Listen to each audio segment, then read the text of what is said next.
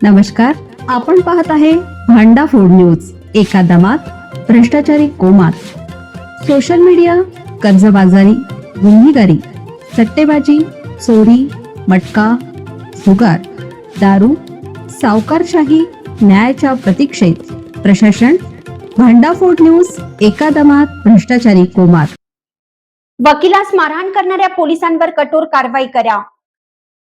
Kolhapur Laxmipuri police Thane व स्थानिक गुन्हे अन्वेषण शाखेतील पोलिसांकडून वकील तौसिफ खलील शेख यांना झालेल्या मारहाणीच्या घटनेवर कोल्हापूर जिल्हा बार असोसिएशनच्या बैठकीत शुक्रवारी तीव्र पडसाद उमटले.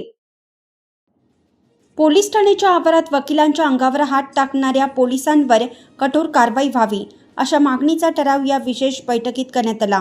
या संदर्भात लवकरच पोलीस अधीक्षकांशी भेट घेऊन निवेदन देण्याचा निर्णय घेण्यात आला.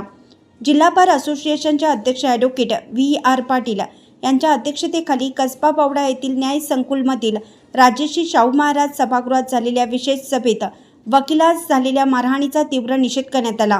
यावेळी झालेल्या सभेत ॲडव्होकेट शिवाजीराव राणे, गिरीश खडके, संपतराव पवार, प्रशांत चिटणीस, दत्ताजी कव्हाळे, राजेंद्र मंडलिक, प्रकाश मोरे, मनोज पाटील, मनीषा सातपुते, प्रमोद दाभाडे यांनी संतप्त भावना व्यक्त केल्या. या घटनेच्या निषेधार्थ शुक्रवारी एक दिवस कामकाजापासून अलिप्त राहण्याचा निर्णय एकमताने घेण्यात आल्याचे बारचे अध्यक्ष ॲडव्होकेट V.R. पाटील यांनी सांगितले.